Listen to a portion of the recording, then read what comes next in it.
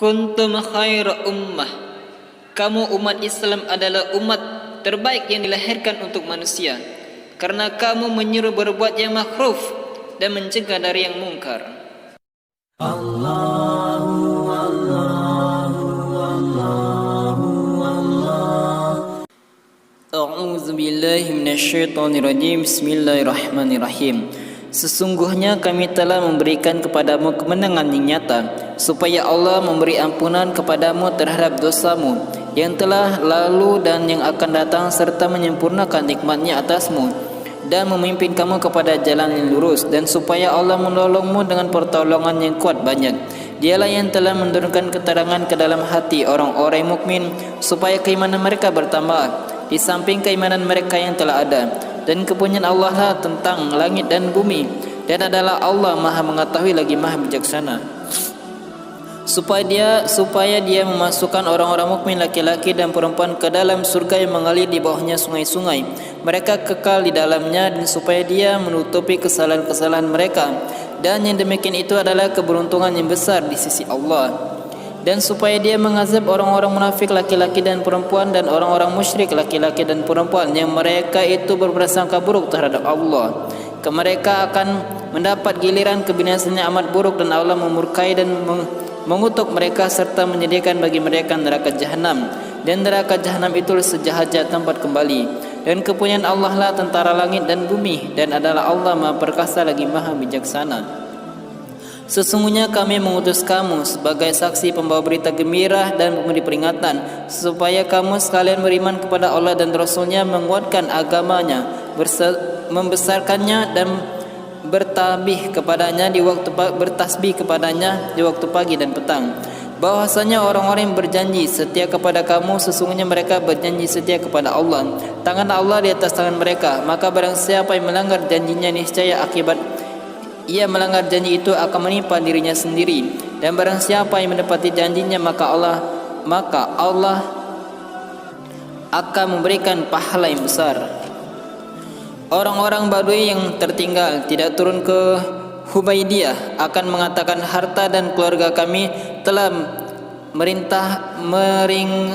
merintangi kami, maka mohonkanlah ampunan untuk kami. Mereka mengucapkan dengan lidahnya apa yang tidak ada dalam hatinya. Katakanlah, maka siapakah gerangan yang dapat menghalang-halangi kehendak Allah jika Dia menghendaki kemudaratan bagimu, atau jika Dia menghendaki manfaat bagimu? Sebenarnya Allah Maha mengetahui apa yang kamu kerjakan. Tetapi kamu menyangka bahwa Rasul dan orang-orang mukmin tidak sekali-kali akan kembali kepada keluarga mereka selama-lamanya, dan syaitan telah menjadikan kamu memandang baik dalam hatimu prasangka itu, dan kamu telah menyangka dengan sangkaan yang buruk, dan kamu menjadi kaum yang binasa. Dan barang siapa yang tidak beriman kepada Allah dan Rasul-Nya, maka sesungguhnya kami menyediakan untuk orang-orang yang kafir neraka yang menyala-nyala. Dan hanya kepunyaan Allah lah kerajaan langit dan bumi. Dia memberi ampun kepada siapa yang dikehendaki dan mengazab siapa yang dikehendakinya, dan Allah Maha mengampun lagi Maha penyayang. Orang-orang Badui yang tertinggal itu akan berkata, apabila kamu berangkat untuk mengambil barang rampasan, biarkanlah kami, niscaya kami mengikuti kamu. Mereka hendak merubah janji Allah. Katakanlah, kamu sekali-kali tidak boleh mengikuti kami. Demikianlah Allah telah menetapkan sebelumnya. Mereka akan mengatakan, sebenarnya kamu dengki kepada kami. Bahkan mereka tidak mengerti melainkan sedikit sekali. Katakanlah kepada orang-orang Arab Badui yang tertinggal, kamu akan diajak untuk memerangi kaum yang mempunyai kekuatan yang besar. Kamu akan memerangi mereka, atau mereka menyerah masuk Islam. Maka jika kamu patuhi ajakan itu, niscaya Allah akan memberikan kepadamu pahala yang baik. Dan jika kamu berpaling sebagaimana kamu telah berpaling sebelumnya, niscaya Dia akan mengazab kamu dengan azab yang pedih. Tiada dosa atas orang-orang yang buta, dan atas orang-orang yang pincang, dan atas orang-orang yang sakit apabila tidak ikut berperang. Dan barang siapa yang taat kepada Allah dan Rasul-Nya, niscaya Allah akan memasukkan ke dalam surga yang mengalir di bawahnya sungai-sungai. Dan barang siapa yang berpaling, niscaya akan diazabnya dengan azab yang pedih. Sesungguhnya Allah telah ridho terhadap orang-orang mukmin ketika mereka berjanji setia kepadamu di bawah pohon.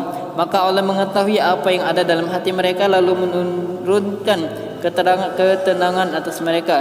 dan memberi balasan kepada mereka dengan kemenangan yang dekat waktunya, serta harta rampasannya banyak yang dapat mereka ambil, dan adalah Allah Maha Perkasa lagi Maha Bijaksana. Allah menjanjikan kepada kamu harta rampasan yang banyak yang dapat kamu ambil, maka disegerakannya harta rampasan itu untukmu, dan Dia menahan tangan manusia dari membinasakan kamu agar kamu mensyukurinya, dan agar hal itu menjadi bukti bagi orang-orang mukmin, dan agar Dia menunjuki kamu kepada jalan yang lurus, dan telah menjadikannya pula kemenangan-kemenangan yang lain atas negeri-negeri yang telah kamu belum dapat menguasanya, yang sungguh Allah telah menentukannya, dan adalah Allah Maha Kuasa atas segala sesuatu.